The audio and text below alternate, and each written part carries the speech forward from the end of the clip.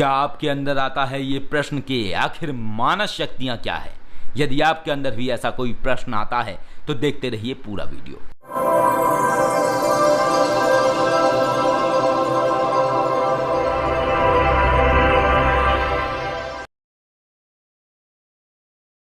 आदेश जय श्री महाकाल। बहुत सारे लोगों के अंदर ये प्रश्न आता है कि आखिर मानस शक्तियाँ क्या हैं, और अधिकांशतः लोग जो हमारे इस चैनल को देखते हैं या हमारे वीडियो देखते हैं उनके अंदर ये प्रश्न जरूर आता होगा, क्योंकि हमने अधिकांशतः जो साधनाएं दी हैं उनमें ज़्यादातर साधनाएं मानस शक्तियों से ही जुड़ी हुई हैं।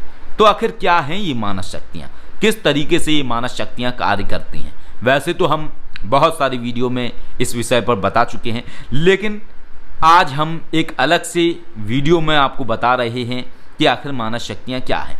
ध्यान, योग और स्वप्न के माध्यम से आपको संकेत प्रदान करने वाली शक्तियाँ मानस शक्तियाँ होती हैं। ध्यान, योग अवस्था और स्वप्न के माध्यम से दिव्य शक्तियों से संपर्क स्थापित करना मानस शक्तियाँ हैं। यही हैं मानस शक्तियाँ। इस तरीके से मानस शक्तियों से संपर्क किया जाता है, अर्थात कि वो तरीका जिससे आप दैवीय शक्तियों से संपर्क कर सकें। अब इस वीडियो में पूरा स्पष्टीकरण है। जैसे कि आप हनुमान जी से वार्ता करना चाहते हैं तो ध्यान और योग के माध्यम से आप हनुमान जी से वार्ता कर सकें, इसे मानस विद्या कहा जाता है। आप हनुमान जी से अपने प्रश्नों का जवाब प्राप्त करना चाहते हैं तो सपने के माध्यम से आप हनुमान जी को अपने स्वप्न में दर्शन कर सकें और उनसे अपने प्रश्नों का जवाब ले सकें, इसे भी मानस विद्या कहा जाता है।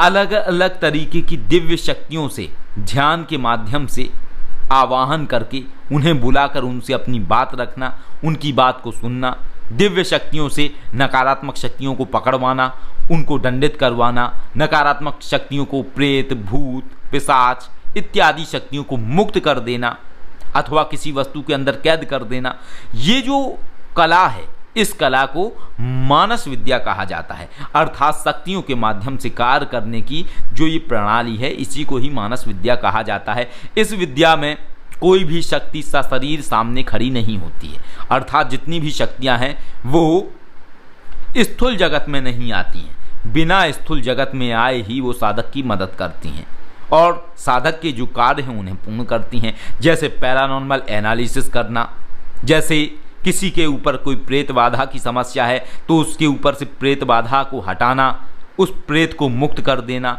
उस प्रेत को नारियल के अंदर बंद कर देना, उस प्रेत को सदैव के लिए हटा देना। ये जो क्रियाएं कर पाने की जो अद्भुत क्षमता है इसको मानस विद्या कहा जाता है। और जब कोई व्यक्ति मानस विद्या में अवस्थाओं को भेदन करते हुए एक निश्चित सीमा को पार कर लेता है तब वो खुली आंखों से भी इन शक्तियों को देख पाता है। लेकिन जो वो खुली आंखों से शक्तियों को देखता है इस अवस्था को अर्ध प्रत्यक्षीकरण कहा जाता है, अर्थात कि ये एक ऐसी अवस्था होती है जिसमें सिर्फ वही व्यक्ति जिसने वो शक्ति को किया है मानस विद्या के तरीके से सिर्फ वही देख सकता है, अन्य कोई व्यक्ति नहीं देख सकता है। तो ये एक तरीके से बहुत ही अद्भुत विद्या है और इस तरीके की विद्या से व्यक्ति को कभी भी अधोगति नहीं मिलती है, ना ही कभी उसका अहित होता है, ना ही उसके परिवार का कभी अहित होता है। तो ये विद्या सबसे उत्तम और सबसे श्रेष्ठ मानी जाती है। लोग इस विद्या के माध्यम से अलग अलग तरीके के सूक्ष्म जगत की यात्रा कर सकता है, ब्रह्मांड की यात्रा कर सकता है, रहस्यमय शक्तियों से भेंट कर सकता है, उनसे वार्ता कर सकता है। यदि किसी के ऊपर प्रेत बाधा, किसी दुष्ट शक्ति का साया है तो उस दुष्ट शक्ति को उसके शरीर से खींच के बाहर निकाल सकता है दूसरी शक्ति की मदद से, जिस शक्ति की उसने मानस विद्या से साधना की है और जिस शक्ति को उसने मानस विद्या में किया है उन शक्ति की मदद से वो ऐसी क्रियाएं कर सकता है। और ऐसी प्रेत आत्मा को जिसको उसने निकाला है किसी के शरीर से, उसे चाहे तो वो मुक्ति भी दे सकता है, उसे चाहे तो वो किसी वस्तु के अंदर कैद कर सकता है।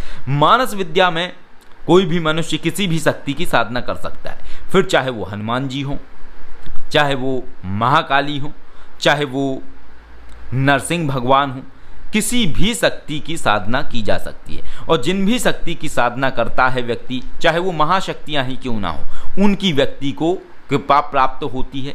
ध्यान के माध्यम से उनके दर्शन होते हैं, उनसे व्यक्ति अपनी प्रार्थना रख सकता है और वो महाशक्तियाँ उसकी प्रार्थना स्वीकार भी करती हैं और उसके जो बिगड़े हुए कार्य हैं उन्हें बनाती हैं, अपनी कृपा दृष्टि बनाए रखती हैं। तो ये है मानस विद्या, और मानस विद्या का अर्थ यही होता है, और इस तरीके से व्यक्ति मानस विद्या से अपने जीवन में बदलाव ला सकता है। आदेश। जय श्री महाकाल।